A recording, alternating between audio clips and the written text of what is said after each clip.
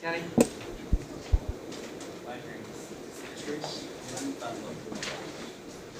Chris, Carpenter's right here. Jim, Sullivan. Brent, right here. Rob, you're right here. Mike.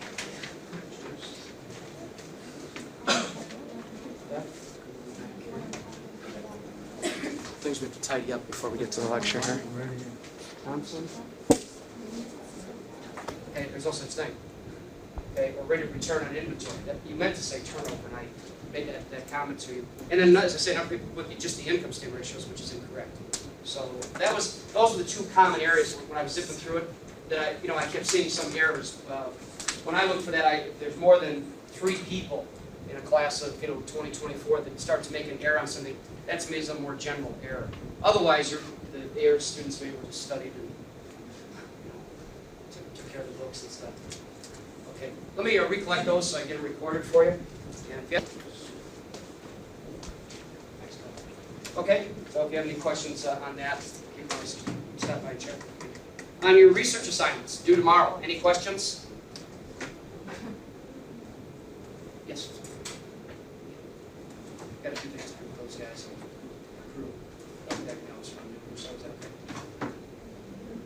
Story from the South African company. I just didn't want to make. I want to make sure we didn't get to that bind. That you get into where you either have 2 journal type articles or you have 2 story type articles, and then you don't really have that comparison that we're looking for. So everyone be careful of that. That's a good hint for you. Even though you have a journal or you have a magazine, be very careful. You know what I mean? The magazine is not one of those editorial reports on something.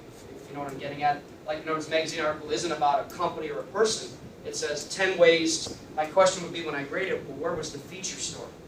Just because you took it out of a magazine, that's not a feature story. So please be careful with that, or vice versa. And then you're comparing it to Inc. magazine, another story of a company. My question would be when I grade it, well, where was your journal advice? And that's all I want you to be careful of in looking at it. Just a couple of things I want to show you over here today.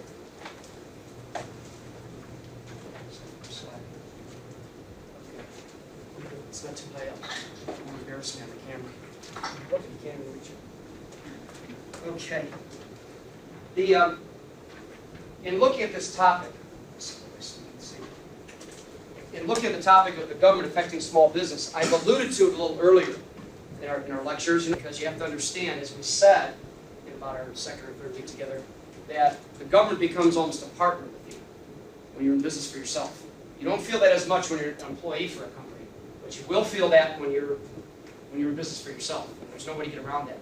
I know a tight economy, the best there is right now in the world, and certainly we see now the Soviet Union and the communist bloc countries are trying to copy it. As a matter of fact, we're getting information now that they want us over there to help educate them on more free enterprise. Otherwise, they're going to collapse. That's one of the dangers right now, what's involved in this. So we really have a mixed bag. We have capitalism, but we have some socialism in that the government regulates. And socialism, as you know, is really the government dictating and running things. Now, we don't have that. We have some socialistic tendencies in that the government will regulate, and as a business person, you have to do what the government says. Pure capitalism would say, there's no government intervention, you do what the market tells you. Supply and demand. Well, as you can see, we have a mixture of that. We have the market dictating a lot of our pricing in many instances, but as far as certain things we can or cannot do, the government regulates that. I mean, the market would say, if we were pure capitalism, that you could have a monopoly. I mean, you buy up all your competitors and become a monopoly if that's the way. As an example, just to show you, you don't have to write any of this down on this first overhead. I always use this for a little impact, if you will. This is a significant regulatory legislation that was passed from 1960 to 1979, in a matter of 19 years. And the reason I use this for impact, it's not that you're going to read through that whole list, but it's like you look at that and say, oh man. So when people say, how involved has the government been in business to some extent, take a look at that. In 19 years, look at the amount of acts that were passed. It lets you know that government has a big impact on business. There's no way you're going to be in business for yourself and ignore these government regulations. Now, I've got another thing I won't show you, but it's we sometimes show a little overhead I've got of what the penalties are for violations. Now, they're real dramatic ones. I use them, again, for impact.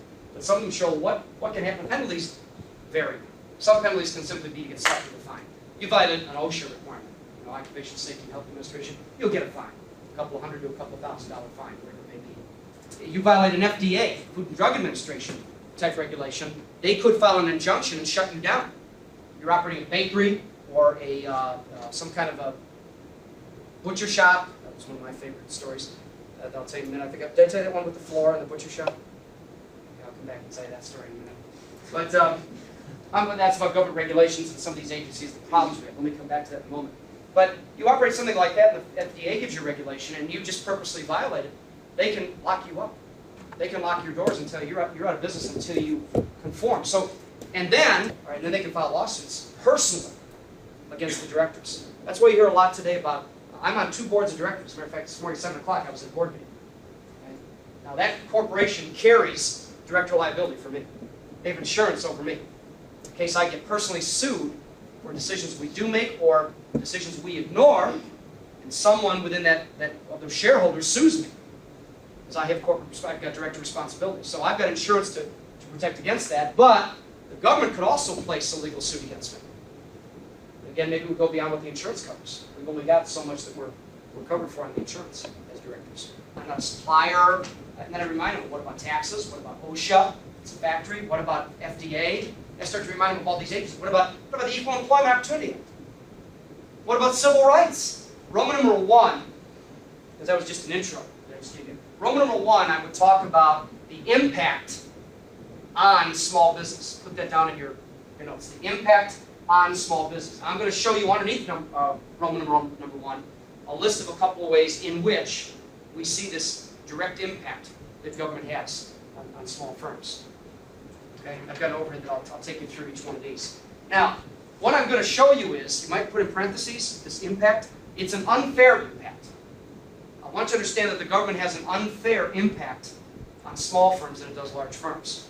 Let me give you an example. I don't have this as ABC, but you can put this in your notes.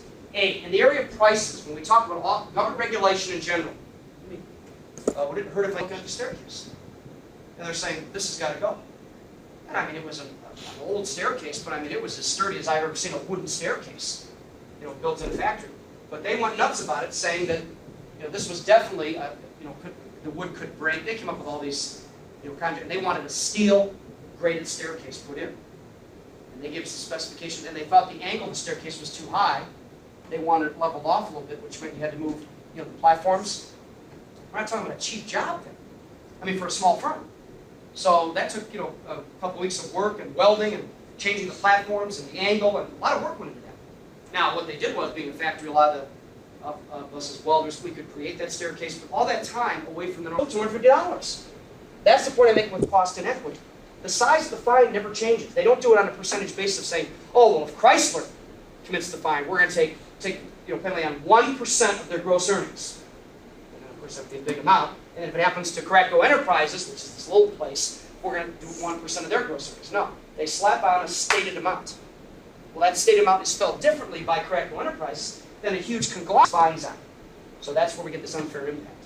Okay, thirdly, or C in your list, competition restriction economy, which means free enterprise, which means any business has a free and equal basis to start and operate in the marketplace. But the minute you come in and start regulating business in general and slap on these fines, or even forget the fine for a second, you give us what we call regulatory compliance measures, like you must comply with this within 90 days or so many days. The minute you do that, and we've got to draw from our capital reserves or go out in the field and give them a chance. You're not told that. That's not your job.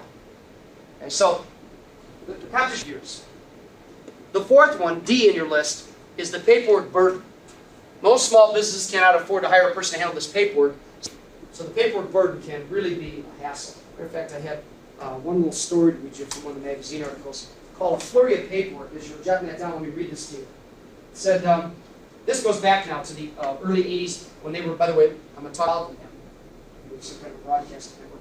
And the Environmental Protection Agency, EPA, has the most paperwork. Okay?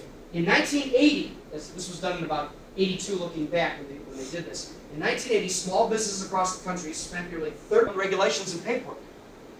Remember the one-man band problem that we had as a unique concern? I mean, you would come back on me if I tell you to go do all these government regulations. You'd say, well, when am I supposed to spend time on my business? I'm so busy with these government regulations every day. And you could be burdened down that much. So it really restricts you as a manager because you're tied up. You need your time, as far as time management, for a lot of things in the business. Advertising, pricing, planning, organizing, right? I mean, you've got to do all these inventory. We just talked about inventory yesterday. You've got plenty to do, let alone handle all the government paperwork. You've got the government in there demanding their taxes, their paperwork, their regulations. You can't say no. You cannot say no. But it really is frustrating because you start to feel like, when am I supposed to run my business? I'm too busy running everything for the government. Okay. I don't want to go too fast. I have a tendency. How are you doing that? You got those down so far? I don't mean to flip through these on you. You don't have to get everything I say up here. When you read the paragraph, if you get an idea what I'm talking about, just jot that down in your notes. That's all we're looking for, that you have an idea of what we're saying today with each one of these. That's the most important part. Okay. Then finally, the last one, the F on your list, would be the mental burden, which again, you're going to feel a little bit of a failure sometimes to your people and to your business, and that's going to cause this mental burden in relations to big firms. And, it's not as bad because they don't feel the impact as much. But small firms, they don't know where to turn. They got, just think about this list for a second. I'll slide this down if you're still writing the burden one. But if you look at this whole list that we've got up here, if you look at what's going on here, small businesses start to feel torn in so many ways. You've got this cost inequity, so you feel it more.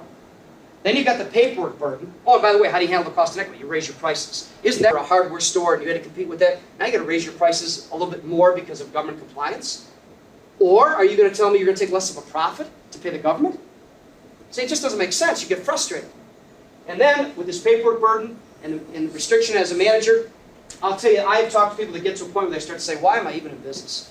Why don't I just go work for somebody, pick up my check, and go home? This is crazy.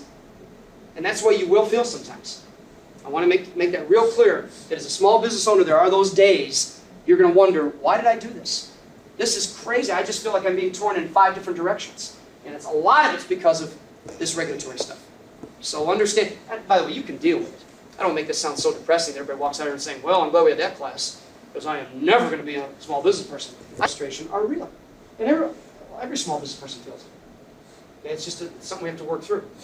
Okay, so that gives you an idea about the impact. White House Conference on Small Business for Roman numeral 2. Now, in this one, after you put down the White House Conference on Small Business, I want you to put 2 dates in parentheses. 1980, 1986. 1980, 1986. Okay, check this out for 1 minute. Okay, now what we did, let me hit the lights over here. The idea that we should start having a conference to hear the issues of small business. When Reagan took office in 1980, he continued it. So it was not a Democrat or a Republican issue. They both agreed that this was something that had to be done. So it started with Carter, and then Reagan followed through in 1980 to have the first ever conference at the White House on small business. What they decided to do at this conference, they wanted small business representatives from every state in the union to come. A long conference. And they went into, how they break out into little caucus groups, and they'd bring back their issues, and they'd list them, and they'd rank them. The whole week, the number one issue was a whole area of government regulation on small business. The idea of government being involved with them. They just felt such a burden in 1980, and something had to change. Okay? 6 years later, in 1986, they reconvened another White House conference to see if anything had dramatically changed, and it had. With all these other problems we've had, maybe after the next election, who knows? But there probably will be another one coming up. It'll be interesting to measure then, what changes have taken place, okay, from issue to issue. Now, point being, let me just show you legislation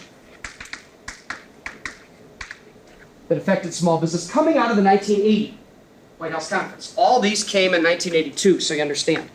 All 3 of these acts. Okay? It just gives you an idea time-wise what's happening here. And then if you think about the 86 White House Conference, these acts really did have a pretty good impact. Okay. The first one that was passed was called the Regulatory Flexibility Act. Regulatory Flexibility Act. Its nickname was Reg Flex. Reg Flex was its nickname. They have to learn to be more flexible when they're dealing with different size firms. In other words, remember we just talked about the standards they would say with that unfair, burden that they would put on people? All right. They said that in this act, you had to look at size differences and you had to be somewhat flexible. And they also decided that there would be a commission to impact real small firms. So now you'll see legislation that comes through that says firms with under 20 or under 50 employees do not have to comply. The reason that will come about now is because of this. They make some flexible requirements in these new acts that come out. That was a direct result of the Reg Flex.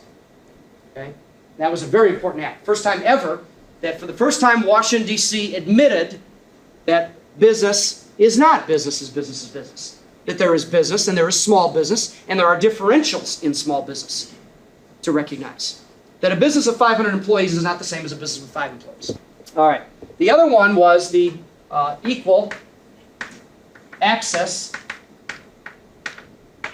to Justice Act. The Equal Access to Justice Act, this was